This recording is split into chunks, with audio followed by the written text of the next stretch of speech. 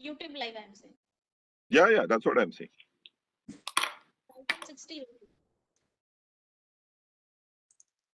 Ajay, can you just call Mohit sir? Yeah. I send message to sir to join. Mohit has not yet joined. Yes.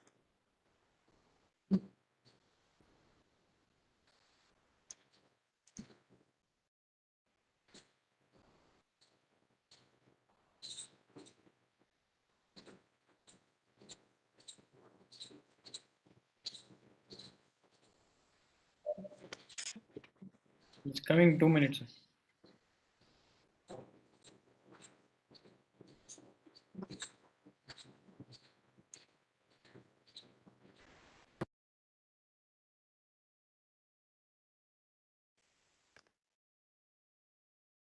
So what is the feedback for our earlier talk on this PhD and cases, and any update on that? So this is very good. I mean, from my June, people are asking for some more session on the topic, like such topics, the masters, PhD, and how we can motivate them for this startup thing.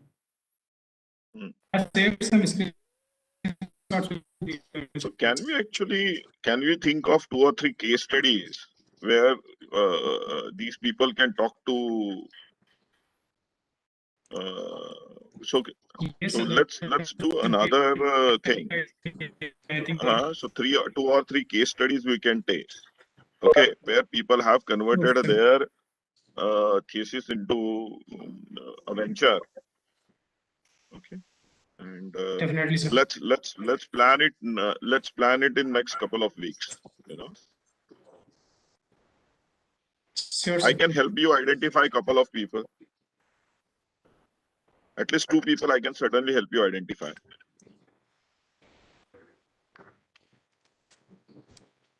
Good afternoon, sir. Good afternoon. Yes, sir. We are live now. Alan, sir? Yeah. So 2 more minutes are there. So we'll start in 2 minutes. Ellen, you are working from home? Yes, sir. Yes, sir. Last week. So my last week I was there, sir, fully. So as a roaster, this week I'm there.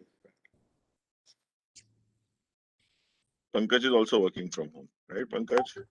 Ajay is there in office.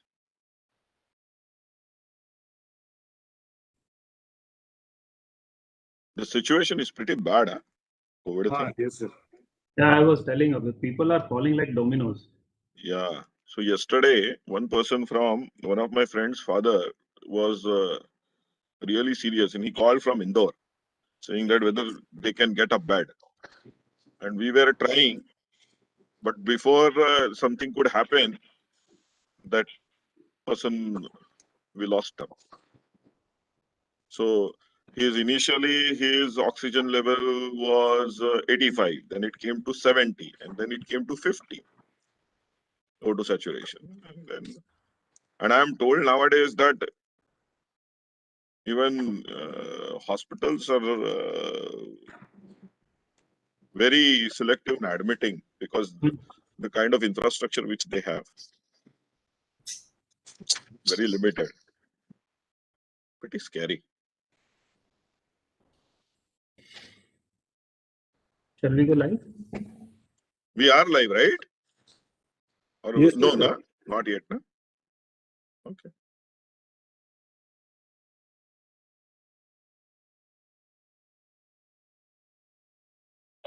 Yes, sir. We are live now. Okay, Yeah. good. So we'll start, sir? Yeah. Yes.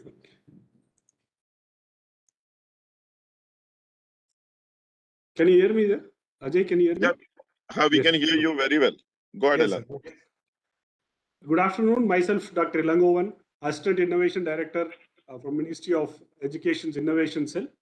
On behalf of MIC and AICT, I welcome the expert speaker of the day, Dr. Abhay Jare, Chief Innovation Officer, and Dr. Mohit Gambhir, Director, MIC, and all the faculties and students across the country joined for today's program. As you all aware, that Ministry of Education's Innovation Cell was established with the purpose to systematically foster the culture of innovation in higher education institutions across the country.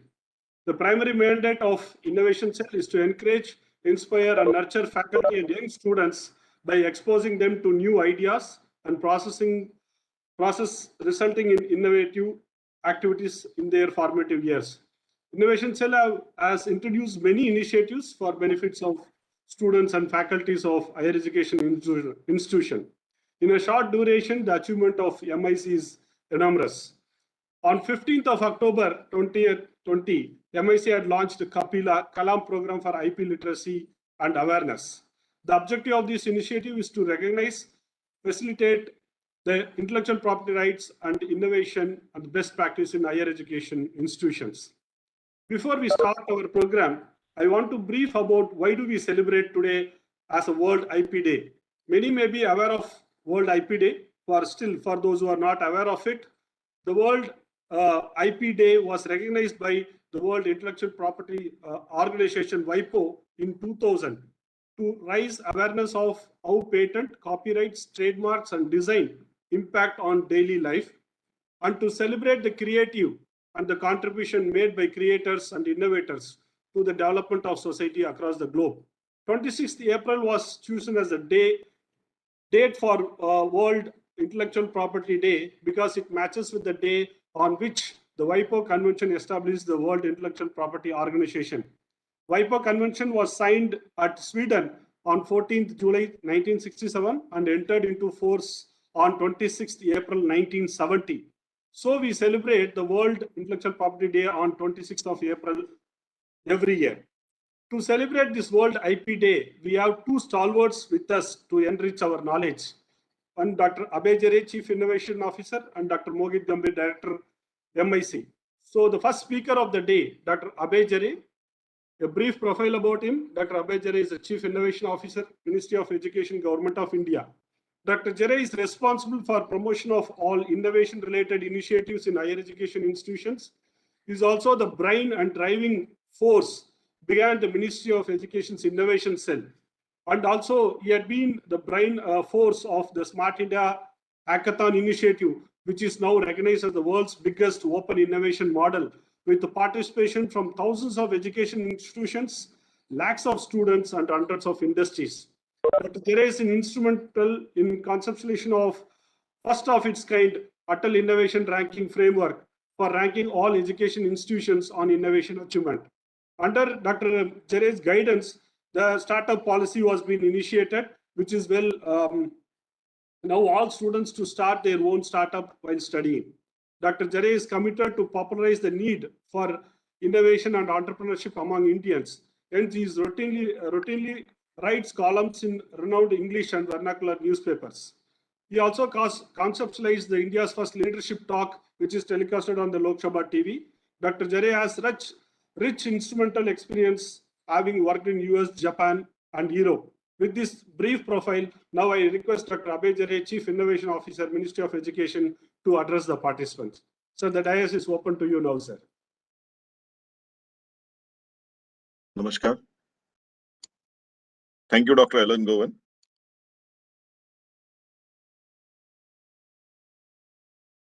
I will really like to thank the entire MIC team, that is Ministry of Education Innovation team, for organizing this program.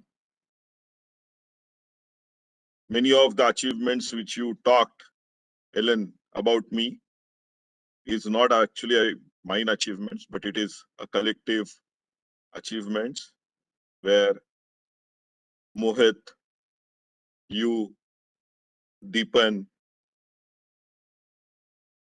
and my other team members have played a major role. You know,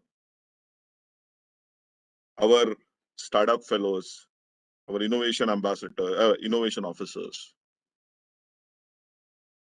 they have actually ensured the success of majority of our initiatives.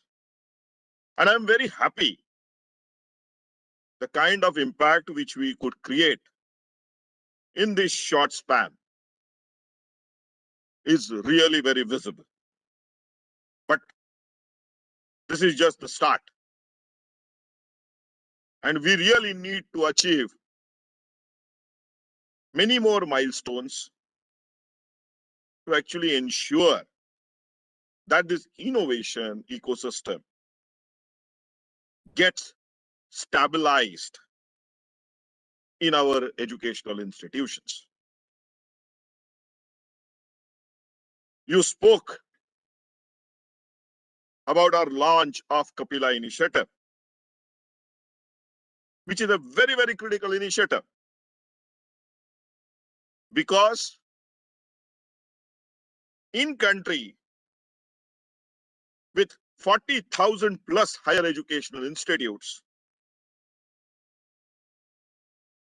the patent filing which is happening, it's not more than 2,000. It clearly indicates that large number of our institutions, and Mohit, if correct me if I am wrong, maybe more than 85% to 90% of our institutions have never filed an IP, ever. And we believe this needs to change. It's not that great ideas come to American or Chinese or Israeli people. We are not dumb. We are equally intelligent. But what happens in those countries is that if they have a good idea, they have a vibrant ecosystem to take these ideas logically forward, owe them up, and eventually convert that idea into wealth.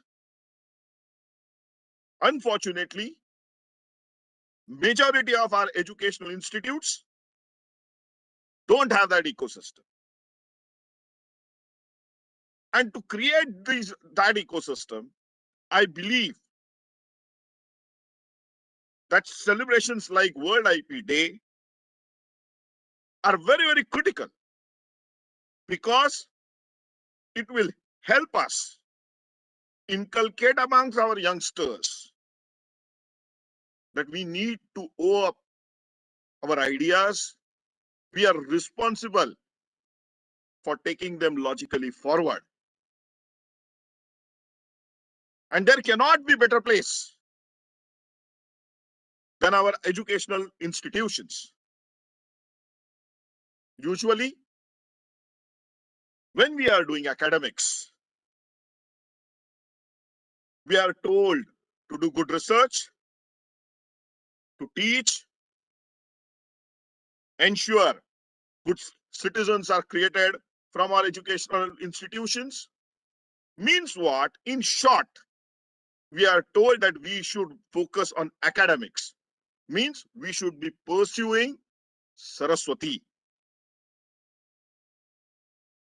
And if someone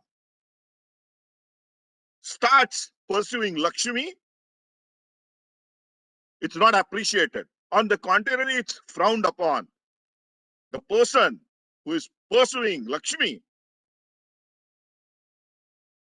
the other people look down upon him. But we at Innovation Cell believe that there cannot be better people than our faculties, than our students, researchers, who can simultaneously pursue Lakshmi and Saraswati. You can certainly use wealth to create knowledge through research, but you are equally capable of converting that research or that knowledge into wealth again through innovation, through product development, through startups, through your different ventures. More importantly, if you look at this year's WIPO's theme for 26th or today's IP Day celebration, it is of IP and SMEs, how you can create small and medium entrepreneurships or enterprises through IP. For a country like India, this theme is extremely critical because if we have to emerge as $5 trillion economy, which our honorable Prime Minister Shri Narendra Modi ji has given us that goal, although due to some COVID crisis, there is going to be some contraction. The green shoots are already visible, but again, the second wave is there. And I hope that we will certainly beat that wave also. We will regain our economy in due course of time. But our long-term goal is unchanged. And if we have to emerge this as $5 trillion economy, then we have to strengthen our manufacturing sector. And that can be only done through our MSMEs. We need to have huge amount of MSMEs because we are talking about job creators, creating job creators. We are talking about youngsters who will employ other people. And even if one youngster can give a job to 3, 4, 5 people, then eventually we can solve this employment crisis currently which we are facing at. And that can be only done if we have small enterprises, medium-sized enterprises. So we need to come up with large number of ideas and eventually ensure that those ideas convert into an enterprise which will generate employment. On one side, our political class, our executive class is internally debating a lot about what kind of new opportunities are going to emerge. Because these emerging technologies like robotics, 3D printing, AI, ML are actually shrinking the team sizes. And there is a huge apprehension that whether this will create large amount of unemployment, whether many people will lose jobs. But when we are internally looking at the other data, the data which is emerging from the field and talking to various industry leaders, the scenario is very, very positive.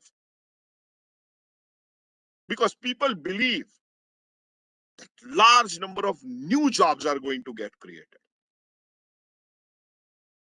And the reason these large number of new jobs are getting created, because huge amount of new IP is getting generated. So a job which was very lucrative 5 years back may not exist in next 5 years. And we have to be ready for it. But the kind of job which will get created or jobs which will get created, we believe is actually going to give huge advantage to India, considering our demographic dividend. But what we need to instill amongst our youngsters is that if we have to encash on this demographic dividend, then we need to tell our youngsters that get out of this swallow and vomit kind of an educational process where you are chasing grades, where you are chasing marks. Get out of that mindset and start looking at ideas or problems which we can solve.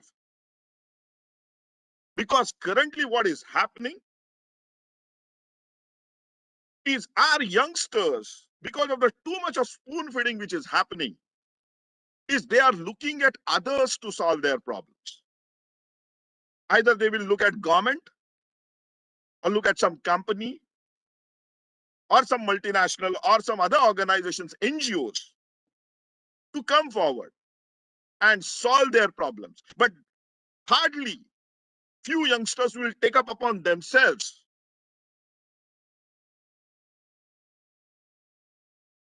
the responsibility of actually taking problem and solving it. We need to push our youngsters in that direction. Because on one hand, we have millions of youngsters. On the other hand, we have millions of problems which don't require rocket science kind of solutions.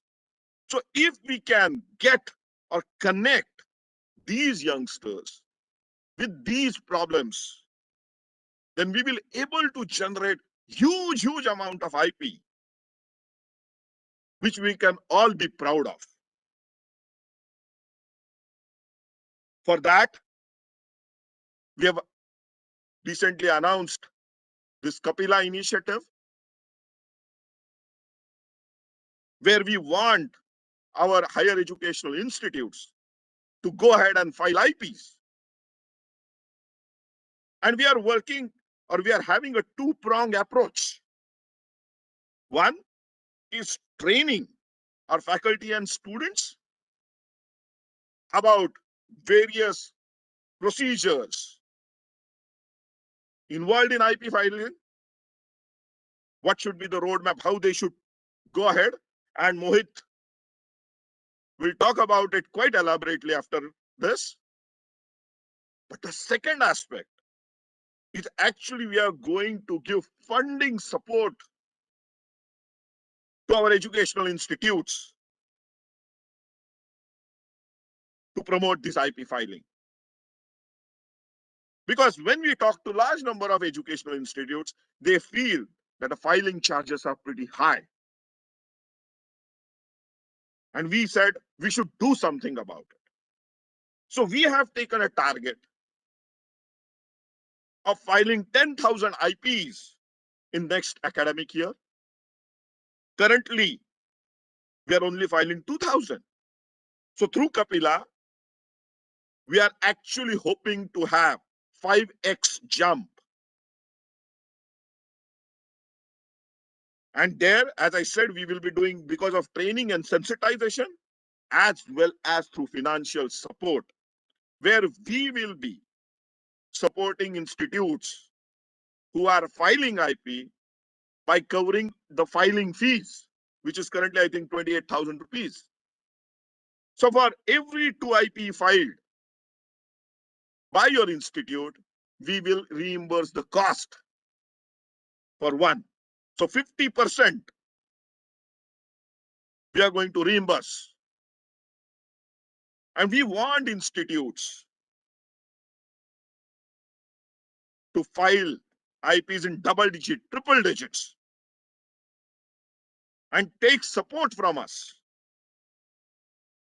so that the scenario which we are currently facing, where China is filing 15 lakh IPs or patents, not IPs, patents, you know, there are, when you talk about IP, there are multiple aspects to it: copyright, trademark, design, and so on and so forth. And patent is one of it. China on annual basis is filing 15 lakh patents. India is filing not more than 50,000. We believe that we have to change this. We have to ensure that our best brains, rather than chasing jobs in multinationals, actually create multinationals within this country. So I will stop here. I thank Ellen for organizing this initiative. I thank Pankaj, Selva, Ajay to work shoulder to shoulder with me till late nights to ensure that some of our programs actually reach on ground and create the desired impact. Thanks, Ellen, for once again inviting me for today's session. I hope our interventions will be useful for our students, faculty members, and at education, our higher education at large. Thank you. Thank you very much. Namaskar. Thank you. Thank you, sir. It was an fantastic and eye-opening speech. So we are at 50,000. Now today alone, we have more than 5,000 participants across the country, which shows the interest of IP, where the faculties are keen in doing that. So in this current scenario, have been launched Kapila, which would be very much keen for these faculties and students to be part of this process.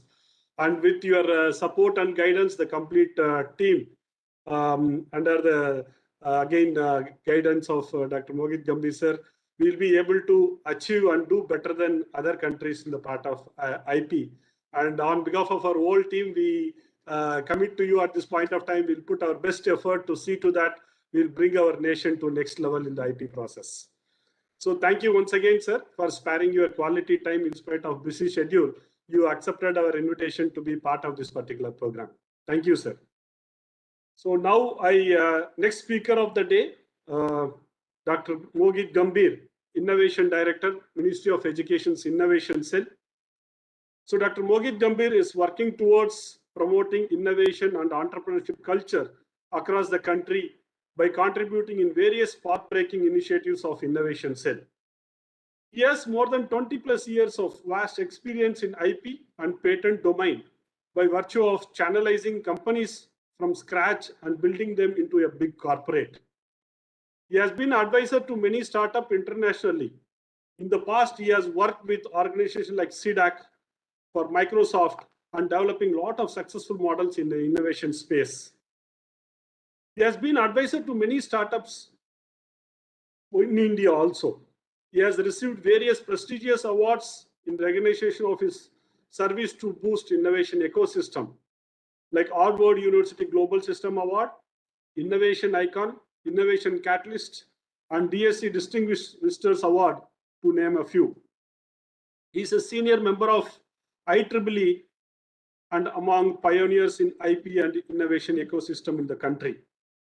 With this brief note, now I request our director, Dr. Mohit Gambhir of Innovation Cell, to address the participants on why IP is important to academic. So the platform is open to you now, sir. A very good noon to all of you.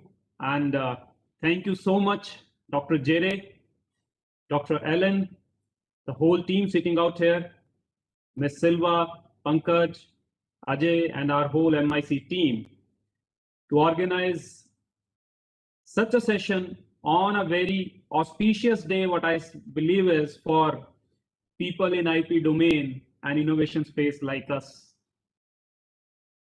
It is a day when everyone across the world, they talk about IP, deliberate about IP, and actually see how we can harness this intellectual capability of this human race to move forward to make this world a better place.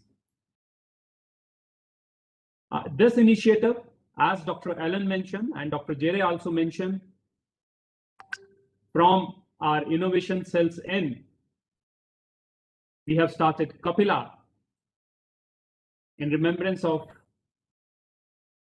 none other than our beloved late President Dr. APJ Abdul Kalam, who always shared or always had a vision about how to make India great. And we believe, rather very strongly believe, until and unless we protect our IP, Bauddhik Sampada. Till then, we cannot reach the pinnacle. We cannot achieve what is desired. And moving forward, what Dr. Jere mentioned, taking clue from there, that is a lot of pointers he gave, a food for introspection, I believe, to all of us. I'll be taking forward from those notes. And frankly, friends, today, I'm not going to brief about what is IP. Because I believe as on today, you must be attending a lot of sessions which are happening across the country today, because myself, this is like 4th or 5th session of the day where we are participating and discussing about IP.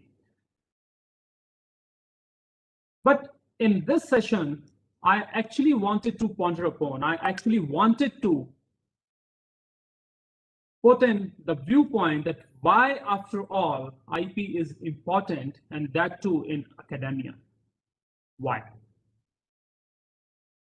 A lot of talks are happening. People are talking about there are number of IPs, so many different IPs are there. There are patents, copyrights, trademarks, and GIs, brand names, whatnot.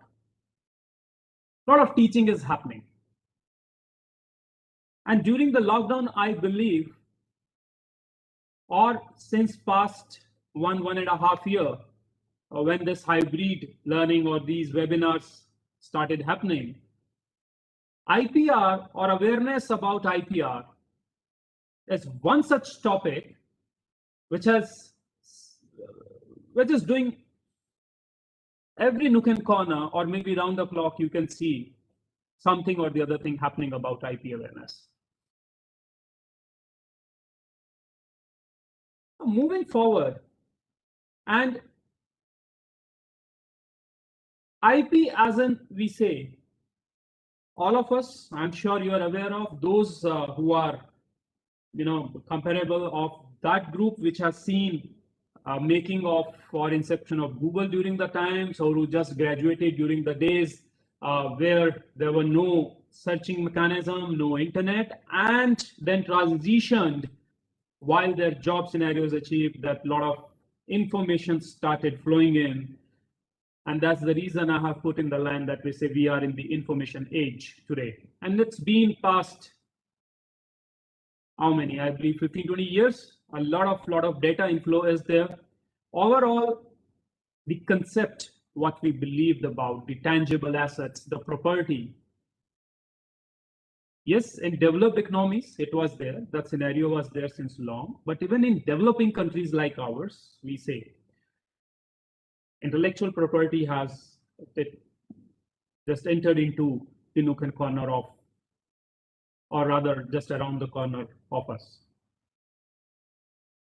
As we say, in a knowledge-based economy, everything, it revolves around about our ideas, the concepts, the thought process, what we are doing, the interactions we are having, even our today's talk, what it is: flow of data, flow of information, sharing of knowledge, sharing of thoughts.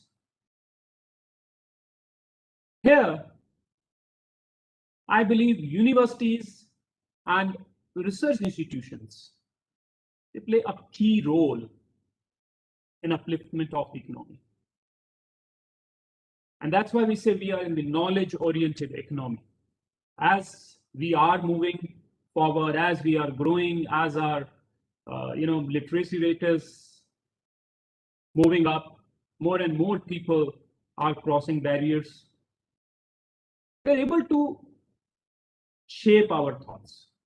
We are able to channelize. We are able to actually spread it towards the masses. And our universities and research institutions, as said, they are the powerhouses of knowledge. They are the ports where this whole thing is concentrated. They're entangled in many types of researchers with huge potential of creating value. Now, what I have done is, during the course of my today's talk, I have tried to bring in a lot of examples. Again, as said, I'm not going to talk about what is IP. I'm going to talk about what IP has done so far in different countries, so that we have examples, we have some aspiration to look beyond, to move forward and see what our universities and academia culture can lay the foundation for. So my first example for today is Professor Amnon Shashua. Now, friends, what I'm trying to do out here is bring in the academia stalwarts, the people who at one point of time are professor in the institutions. They are or they were teachers, and then they moved on and built conglomerates, world-renowned companies. Amnon Shashua from Israel. I'm not sure how many of you have heard of him. He is the co-founder and CEO of autonomous vehicle technology from Mobileye. Now, why I took this firm? Mobileye is the highest ever rated and evaluated and acquired from firm out of Brazil, out of Israel. It was acquired by Intel. So Amnon, he founded this company in '99, worked upon it. Just mark up the year 99, autonomous vehicle technology. Are we looking at the same platform today, or can we from our academia have this kind of a vision that in 2021, what we are researching upon would be coming or making the world better after 8, 10, 12, 15 years? Now, that happened in this case, 2014. It took 15 years for Mobileye to go into IPO phase, and it was acquired by Intel in $15.3 billion valuation. Company built by Professor. A lot of examples are flowing in, and that's what again I am reiterating. It's about use cases, about examples. Other stuff, you all can go internet, you know what is IP. Amar Bose, we all are tuned to Bose speakers. Still unmatched quality, sound, mesmerizing, right? Electrical engineer, sound engineer, professor at MIT for over 45 years. Bose Corporation. Frank Thompson, professor of applied mathematics, CEO of Akamai Technologies, who are in algorithms or computer science space, must be aware of who he is. Quick snapshot, MathWorks, founded by Cleve Moller, professor at University of Michigan, Stanford, University of New Mexico. Boston Dynamics, founded by Mark Ribot, professor at MIT. Coursera, founded by Stephen Kohler, Andrew Ng, professor at Stanford. Broadcom, Henry Sembley, professor at UCLA. Qualcomm, Andrew Viterbi, professor at UCLA and UCSD. Rambus, Mark Horowitz, professor at Stanford University. Ambiq Micro, founded by David Blow, University of Michigan. Aptum, founded by Hussein Hashmi, University of Southern California. Can you just see? Impact. And this is what, as Dr. Jere initially pointed out, our academia, our research institutions must learn to enter into, must learn to move towards to. How can we do like this? How can we shape our research culture into this scenario that after 5, 10, 8 years, we say X company with so much of valuation, with so much of valued IP is from X, Y, Z institutions of our cities, of our country. university research. Just look at the figure. Small things coming from our university setup, from university research. Seat belt, Cornell University. Internet. Without internet, just imagine what would have world looked like during this pandemic scenario. I'm sure we would not have been talking there. But at the time when it was invented, when it came through, how many,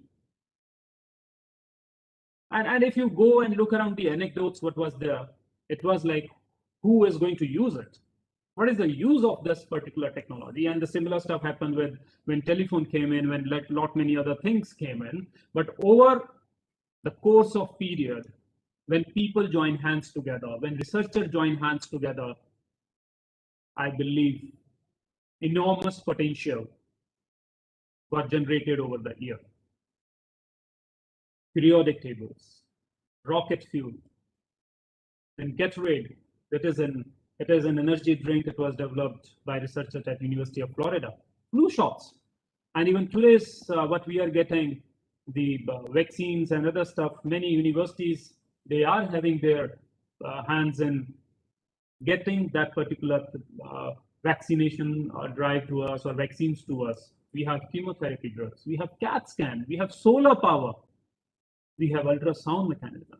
So just I try to brought in front of you something which is making difference.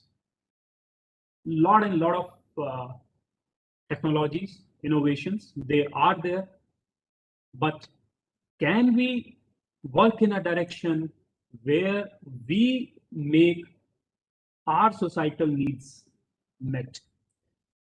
You know, today morning I was going through, so that use case is not here. I didn't get time to put in. Otherwise, I would have loved to show you that very small video of 1.5 to 2 minutes.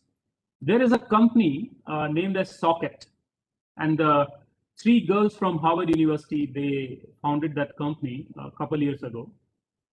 You know what they are doing? Actually, they sensed a problem that in the world, still there are places where electricity has not reached. How to solve that problem? They looked towards the soccer. It is the most played game anywhere in the world. People play in plenty. So what they did, they actually came up with a concept of a football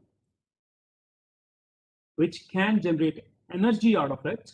It has a small socket, and that's why the name Socket, SOCCKET. So if you play 30 minutes with a football, you get somewhere around 2 to 3 hours of one small wattage bulb or a tube kind of energy, and that actually it can light a small room, and students, they can study. What a novel idea. Many things are happening, many things are possible, and I'm sure, like, while today we browse thanks to this internet age, not a lot of innovation we come across. That is fine, that is really good. But on the contrary, how many of us know what to protect and when to protect? Have we ever thought of why there is a need, or when there is a need, to proceed for authorship or to proceed for inventorship? That is, by writing a paper or by filing a patent. As in academics, we need to certainly understand this. The data, or next 2 slides, which I am going to present, Dr. Jere has emphasized on this data. He actually mentioned it. This is the PCT data released by WIPO, because of which we are celebrating even today's IP Day as well.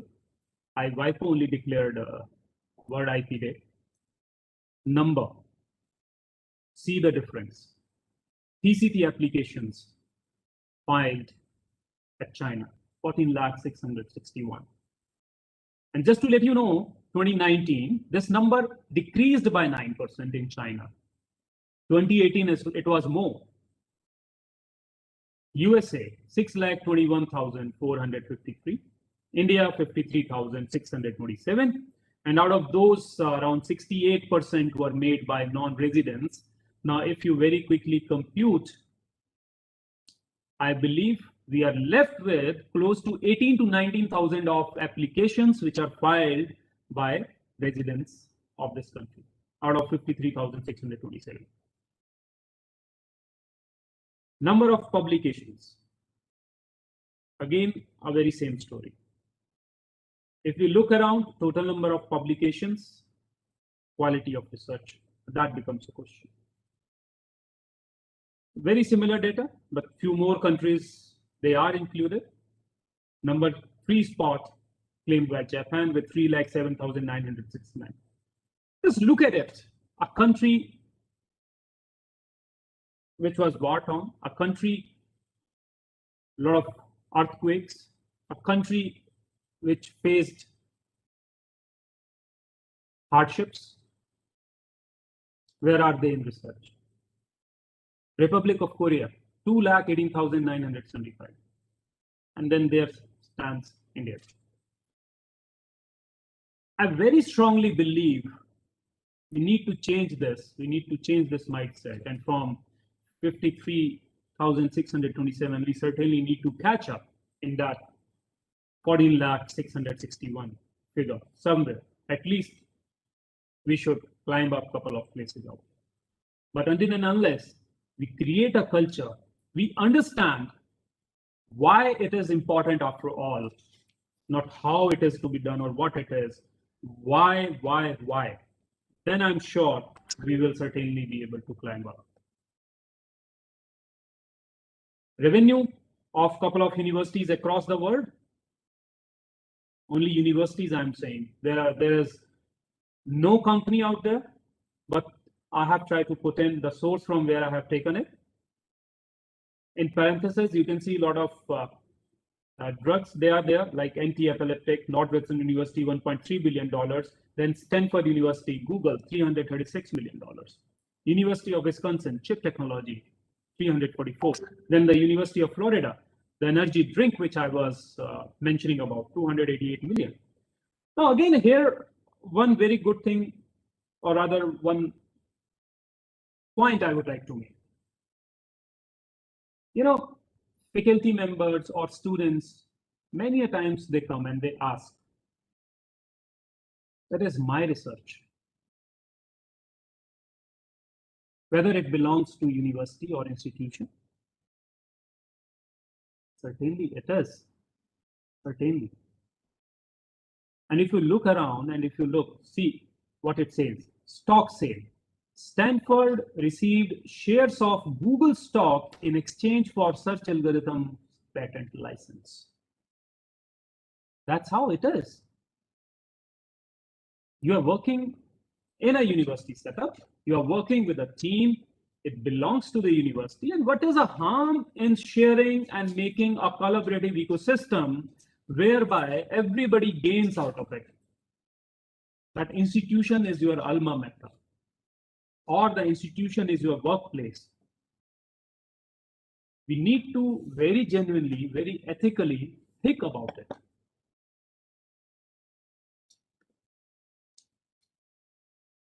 Moving forward, like to again bring in some couple of interesting stories built around this whole innovation or IP ecosystem, how it transformed some cities across the world, and then what we can do, what we are supposed to do, and how we can take it forward in our country's perspective or in our ecosystem, how we can take it forward.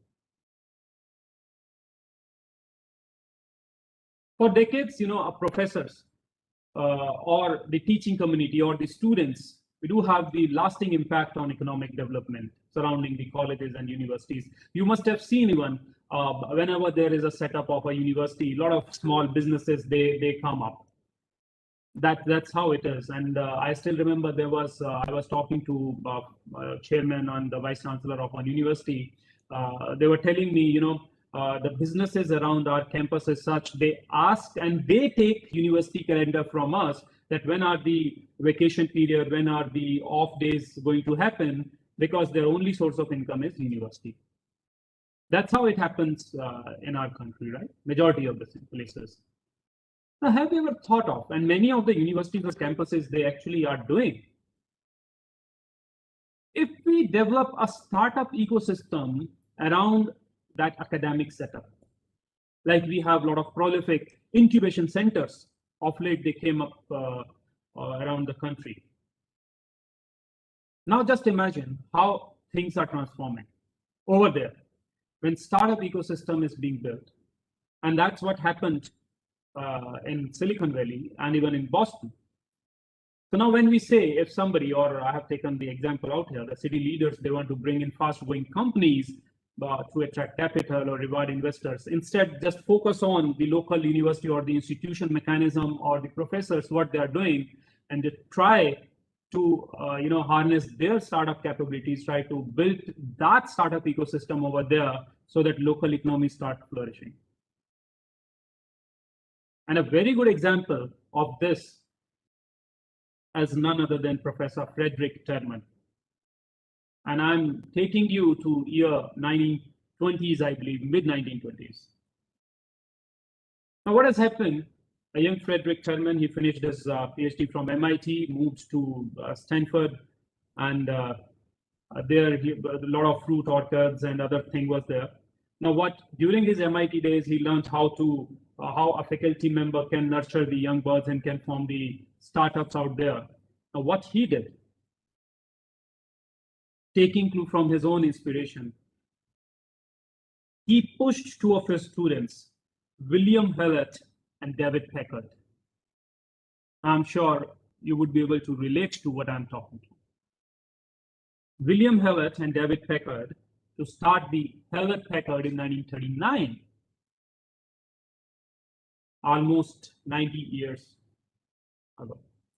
Now that started happening, and then through his own contacts, he started getting them some projects, some contracts, and in Silicon Valley, HP started, and through that HP's culture, other companies started happening. Again, you will be, I'm sure a few of you must be aware of, and those who are not, Apple's co-founder, Steve Wozniak, he was an HP engineer. Then what HP started doing, whenever they reached to 1,000 number, they used to start another division and they used to start build ecosystem around us. In a very similar fashion, what has happened?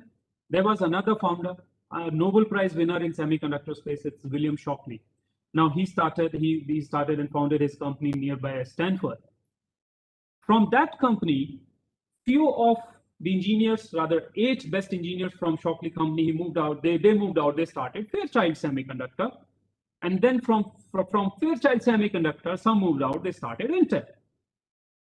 Now can you envision how this whole ecosystem started developing in 1 to 2 to 3 to X to Y to Z overall, and then everywhere across that particular belt, companies started coming up. Professors, they came up with their ideas, they built on their teams from the students, and then they moved on. Lot of IP started generating in, and that's how even universities, they started earning in. Because professors, they are of the university, students, they are of the universities, they are doing something together. Yes, they have that kind of policy frameworks, they have that kind of officers or the mechanism in place whereby appropriate IP or sharing mechanism can happen, and these people can move out and start their own companies. And I very, very strongly believe that is something which we have to build around here.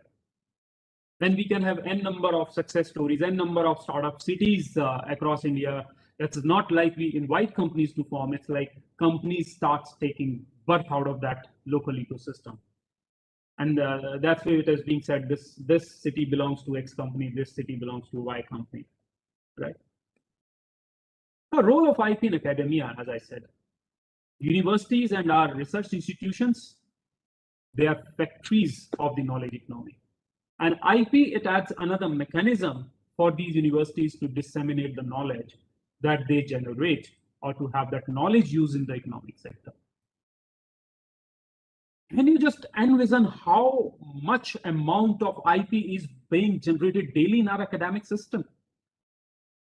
If we just start collating, if we just start relating, it's humongous.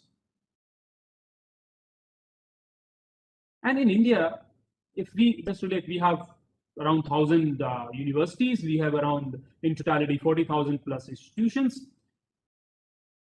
Every day, nook and corner, now even in today's scenario, we are having this online webinars or sessions and whatnot. Just imagine the amount of knowledge being exchanged, the amount of ideas being generated, the amount of concepts being made. But where are they heading to? What are we doing of those ideas? What are we doing from that kind of knowledge which is being shared, which is being generated? We need to understand that IP is essential for both research and even for teaching function of our universities. Now, be it our applied research or be it generated from our publications or new research in chemical labs or our any confidential informations or even our structure documents, our curriculum documents, our programs in the labs, IP exists everywhere. It exists everywhere. We need to institutionalize it. And that's where I would be harnessing it today. I would be pressing the stress or the need today that what we are supposed to do. As I said, what universities or institutions, they should own the IP in a manner that it should be flexible enough. The inventors or the researchers who are working, they should have that kind of hand to move out, to start a company, to grow it together.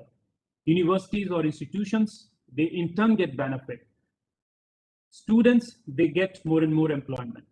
More and more students learn how to become an entrepreneur or entrepreneurs.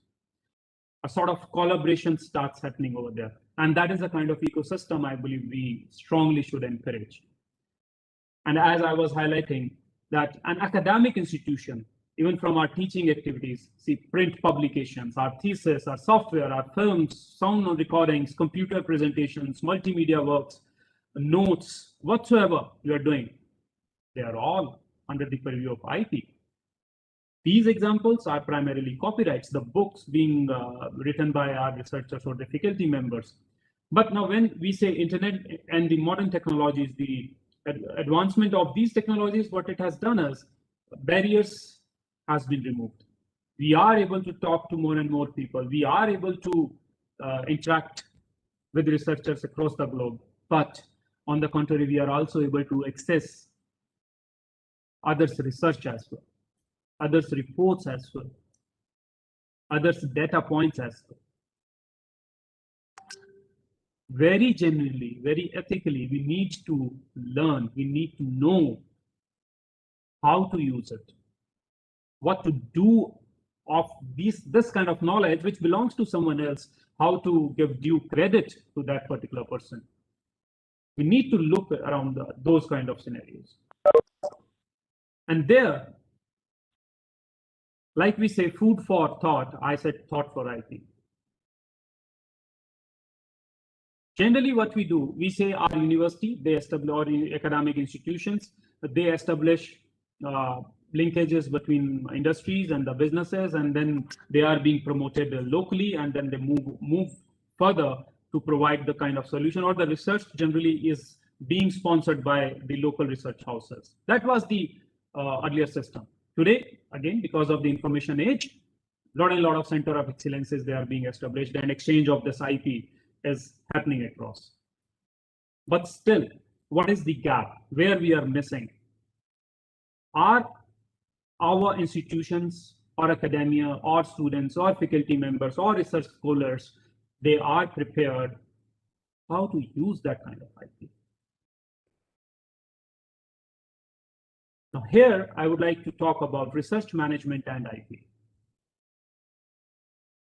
Now, what in the developing economies. What used to happen, or primarily what is happening? Neither promotion nor protection. IP that is making waves in particular from itself and the popular program itself, as Dr. Jere mentioned and Dr. Ellen. We are trying to put in IPR in UG, PG, and even for PhD students, just like we learn research methodologies. Why not to talk about what is IP? It is just like a moral studies we used to teach our school grade students, first or second class, I believe. Understanding of IP is far more important. Then the major issue we do not understand is lack of our institutional IP policies. We do have our national IP policy in our country. And very soon, Dr. Jere and I, we were discussing, and I'm sure in our existing NISP, we would be coming up with or trying to answer this, how to institutionalize IP policy for an organization and why it is important. Now, what is happening over there? You know, researchers, even students and faculty members who all are there. And I'm not, I'm counting myself in as well. Overall, what we try to look in, the immediate economic gains. But at what cost? At the expense of something which has a long-term value, which can be captured by, or if we have a very well built-in IP system. For a short term, we are looking at it, we are publishing our papers, we are not even able to gauge in or garner that how and why this IP can build on further.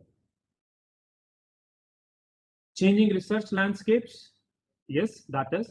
Now, I have tried to put in the problems, what is happening, the solution for all these things, that why IP is important and how it can be made more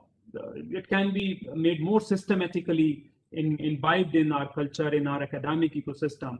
I believe there we have to have some IP management office, which I say through our IICs, we do have an option there. What we need to learn in our universities, in our academics, there has to have a way to tap the value for research, to provide the additional incentives for those researchers who are moving into the direction towards IP. There are cases we know, we are aware, where still, you know, universities, they are saying research paper has not been published. What if when you have a granted patent? But just imagine the scenario. A paper you submit being reviewed and it gets published. Patent you file to a patent office of a particular country. It goes through the whole prosecution process, the examination process. It takes a couple of years to get that patent granted. Certainly, there has to have a policy of that, how you compare. You cannot compare an apple and orange. You need to have a kind of framework, and certainly we are working on it. We need to have linkages between SMEs, between private sector, between startups, whereby this IP sharing mechanism can happen. And if an institute is working on a very strong IP, just mark my words, there is no dearth of funding as well from private sector. And that's what I always say, that our institutions, we say a lot of about that. This is upskilling, there are jobs and there are whatnot. So we are talking about innovation culture. We are talking about entrepreneurship. Why can't we build on a research culture that is IP based in a manner that industry comes to an academia and asks that what is novel being built in your labs, so that we can take it, we can move around. You know, there is, I was talking to one of my friends, and there is an institution across the borders. What they are doing is they have a culture, they have put in small boxes around the campus. Whosoever is facing X kind of a problem, they write it down, they put in there. The institute then collects that problem statements. They have a committee to vet those problem statements up for what the solutions can be provided. Their team, that they work around the best kind of solution which can be provided. And then they let those problem and even solution open and then they invite people, invite those teams who have the neck of startup, who want to build something. So I say, I have a problem, I have a solution, but are you ready to take up this challenge, and can you come on and set up? So this is a call for incubation center. If something like this can be built upon around your innovation ecosystem across. But for that, again, IP has to be protected. Your IP management, what I started off with, that IPMO, I generally say the concept I use. I see a dearth or a very handful of institutions in our country, they do have this. So IP cells, I'm sure many of your institutions are having. Now the primary job it starts with IP audits. To understand where our IP stands, where our IP is moving in, what we do, where this IP caters to, how much of this IP can be generated through the project reports which our students are putting in. Are they publishing some kind of reports that whether these are copied, whether these are taken from other sources, whether some X institution has done a similar kind of research and we are taking through. Whether an institutional IP portfolio has been generated, whether that particular institution or our lab has concentrated into a particular direction. This whole IP audit has to be done. And through our program itself, I'm sure certainly we are going to lay down these under the policy. But for all the listeners who are doing that, even the industry, the university leaders who are attending today, my request is, please try to have this kind of culture institutionalized over there in your campus. You need to have IP audits. You need to have IP strategy based on those audits, like where to focus upon. What once you do the IP audit, you can certainly come up that our institution's research focus is that. Your reports will speak about. But then you need to work around the strategy where the failure is, where even if it is like, and I'm sure everybody agrees, 60 to 70% of the reports or the thesis, it's just like earlier it was whole through verbatim copied, now they are inspired, right? Correct me if I'm wrong. So you need to just move beyond that kind of culture. How can you do that? You need to institutionalize your IP policy, IP guidelines. You need to have this infrastructure like IP office. You need to put in IP curriculum, which we have taken the charge for. And very soon through our SWAYAM platform, you will be getting the links and you'll be getting the whole IP curriculum being offered for UG, PG, and PhD in sequence manner. And this IP policy, certainly, it should harness the key issues, not only for your faculty members, for your students, for your researchers, what benefits they should get, the scope of, who all are covered, ownership of IP, to which it will rest. In our NISP, these are covered, and we are going to expand it further in very next version coming soon. So processes, operationalization, transfer and commercialization of IP assets, what happens when, how, benefit sharing schemes, enforcement of that particular IP, what happens if dispute settlement. Every institution, they must look into, they must work towards establishing a strong, like let us suppose if your PhD students, they are coming up with IP generation. Are you happy with filing their papers, or are you happy with, or will you motivate them filing more and more patents, or if they are able to get a couple of them granted, which is more beneficial? Institutions must form guidelines, must form those committees to work around. This particular IPM, even at the university level, we need to have a very strong culture, licensing in, licensing out.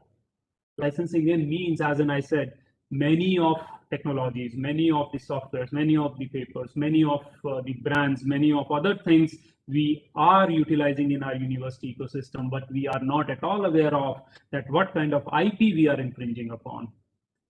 The way awareness is spreading, this, as I'm sure soon it will become a mandatory process. We need to understand. We need to understand to give the credits to the people, to the inventor, to the person whom that IP belongs to, right? And to do that, we certainly need to form a kind of a culture, a kind of potential partnership across the whole ecosystem. That's what, and the compliances, the reports, our lab notes, what not we need to follow around. We all should capture in a particular manner. This whole ecosystem should be made stronger at the institution or a university level. Yep, as far as the policies are coming in, as far as the guidelines are coming in, obviously the challenges are there. Mindset, budgetary constraints, long payback period in IP, conflict of interests is there, or non-existence or minimalistic enforcement of national IP policy framework as well. So in our country, 2016, we had that national IP policy. And last year, we came up with our national innovation startup policy. And during that, I'm sure very soon the addendum would be coming in for this IP. Now, this your IP office must take care for the university culture, where and how to take it. So overall, the thing I believe must move around this innovation management culture, knowledge-based economy. Till the time we believe that we have to reach to this 5 trillion, we need to harness our research potential in a manner that overall capitalization can be taken care of, valuation can be derived from this kind of IP-based ecosystem.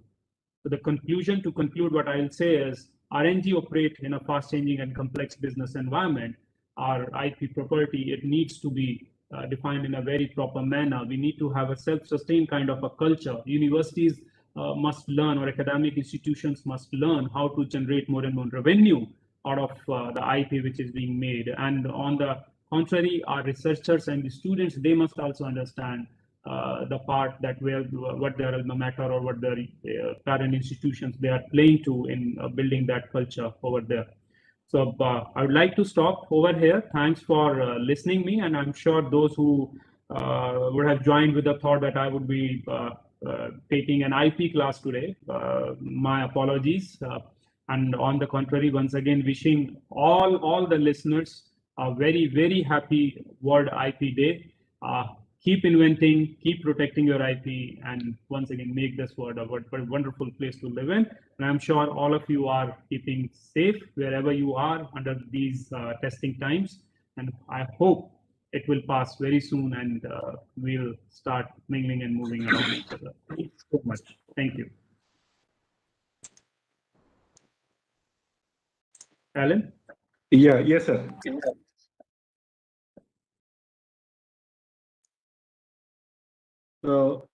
Thank you, sir. It was a very informative speech. More than 5,000 faculties and students have been joined from different parts of our country.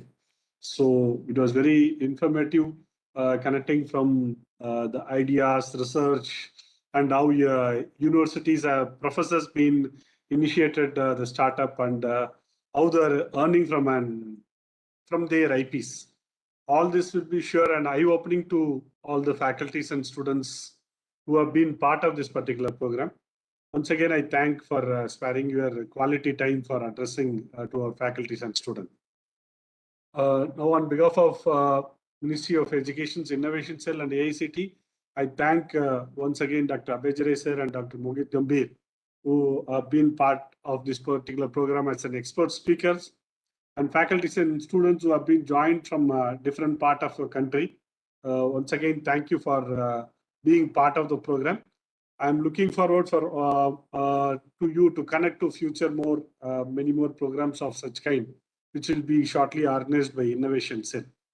Once again, thank you all, and signing off from you is Dr. Elangovan, Assistant Innovation Director from Ministry of Education Innovation Cell. Thank you all. Thank you.